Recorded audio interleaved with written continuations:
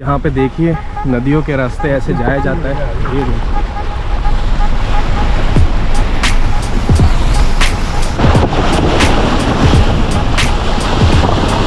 मैंने ये ऊपर तो नॉर्मल जो शर्ट है वो और ये जैकेट पहना हुआ, बट नीचे मैंने जींस पैंट कुछ भी नहीं पहना हुआ, सिर्फ ये धोती है। स्वागत है आपका आज की इस मेरी वीडियो में। सो रात में हम लोग लेट आए थे और हमने ऋषिकेश में ही स्टे किया था।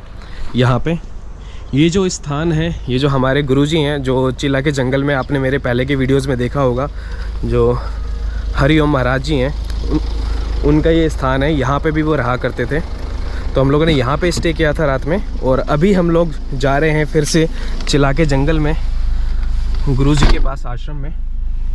और मैं आपको दिन में जो रास्ता है चिल्ला के जंगलों का वो दिखा दूंगा, क्योंकि पहले के वीडियोस में एक्चुअली जब हम वहाँ पे पहुँचे थे तो अंधेरा था, आपको मैं इतना कुछ नहीं दिखा पाया था। बट आज मैं आपको वहाँ का जो रास्ता है, कैसे नदियों के बीच में से जाया जाता है, वो सब मैं दिखाऊंगा आपको। तो चलते हैं, करते हैं सफ़र की शुरुआत। अभी हम लोग राजा जी टाइगर रिजर्व में एंट्री हो चुके हैं और यहाँ पे कुछ इस तरीके की पर्ची कटती है। इसमें 50 रुपये लगते हैं अगर आपको यहाँ एंट्री करनी है, तो उसके लिए जो प्रवेश जो शुल्क है, जो की टिकट है वो आपको लेनी पड़ेगी, पर्ची कटानी पड़ेगी। और यहाँ के नज़ारे आप देख लीजिए, कलर देखिए कितना ग्रीन है यार, एकदम ग्रीन, एकदम साफ पानी है। तो आप अंदाज़ा लगा सकते हैं कि ये जो पानी है कितनी जड़ी बूटियों से होते हुए आता होगा कि इसका कलर ऐसा है। बहुत शानदार नज़ारा है, ये देखिए।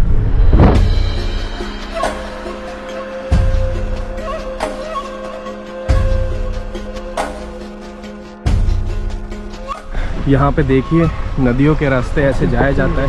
ये देखिए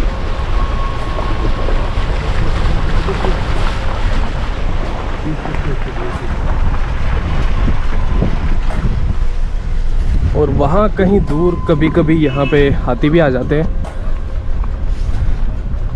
ये देखिए लोग कैसे एंजॉय कर रहे हैं यहाँ पे पानी में फैमिली के साथ। यहाँ पे ये देखिए बोर्ड भी लगे हुए हैं और इन पे लिखा हुआ है कि कृपया वाहन से ना उतरें, क्योंकि अगर आप यहाँ से उतरे तो हो सकता है कि ये जो झाड़ियाँ हैं इनमें कहीं बाघ छिपा हुआ बैठा हो, कुछ भी हो सकता है, या लकड़बग्घे हो या चीता हो। तो इसलिए यहाँ के कुछ रूल्स है जो आपको फॉलो करने पड़ेंगे। अगर वो फॉलो नहीं किए तो फिर रिस्क हो सकता है।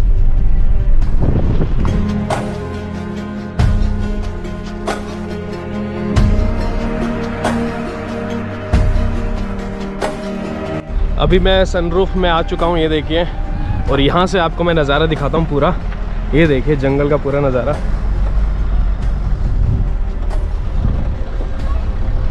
एक्चुअली जहाँ हम चल रहे हैं वो एक नदी है और जब बारिश आती है तो ये पूरा भर जाता है। एक्चुअली यहाँ पे रोड नहीं है।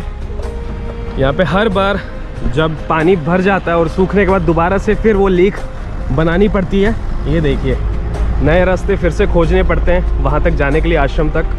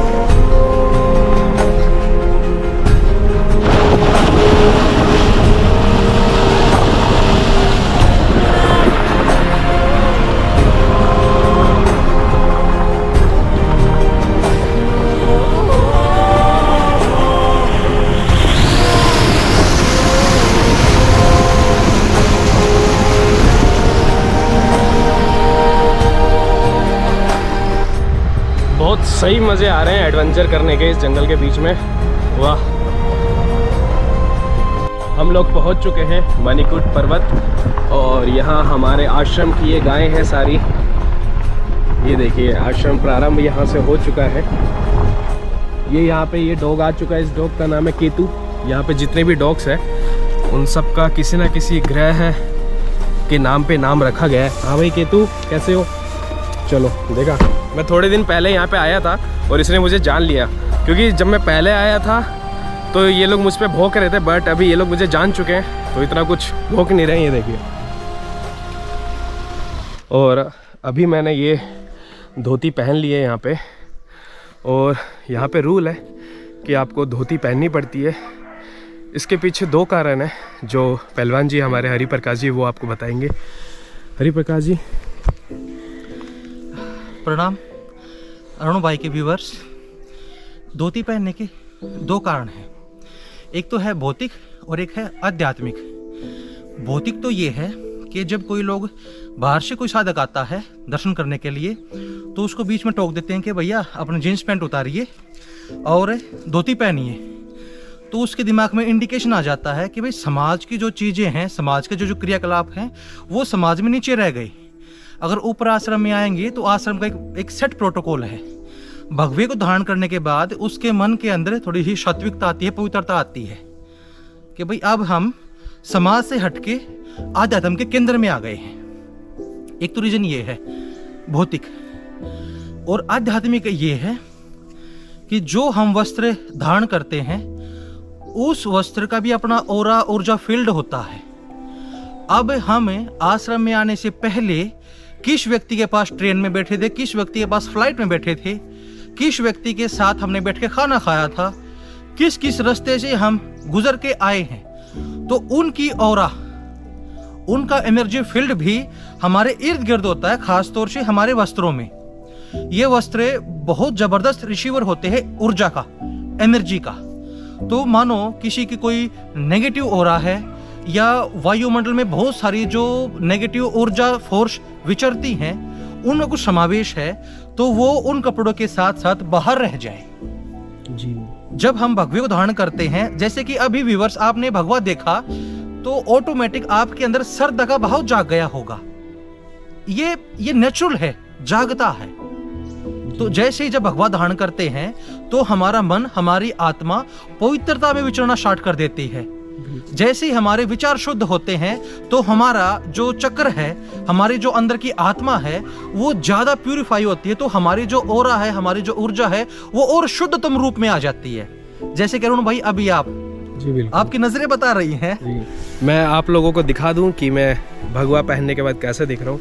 मैं चाहूँगा आप कैमरा पकड़ें। ये देखिए, मैंने ये ऊपर तो नॉर्मल जो शर्ट है वो और ये जैकेट पहना है, बट नीचे मैंने जीन्स पैंट कुछ भी नहीं पहना हुआ, सिर्फ ये धोती है। और इसको पहनने के बाद काफ़ी अच्छा लगता है। यहाँ पे 2 डॉग्स और हैं, रॉटवेलर। ये देखिए, ये काफ़ी खतरनाक है।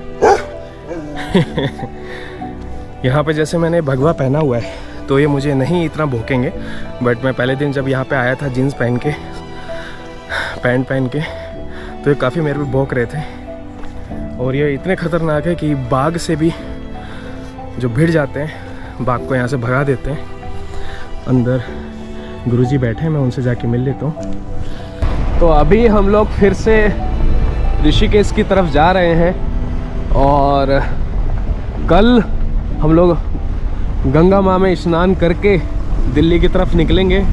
तो आज की इस वीडियो को मैं यहीं पे ख़त्म करता हूँ। मिलते हैं इसकी अगली वीडियो में। और मेरे चैनल को अभी तक अगर किसी ने सब्सक्राइब नहीं किया है प्लीज़ सब्सक्राइब करें।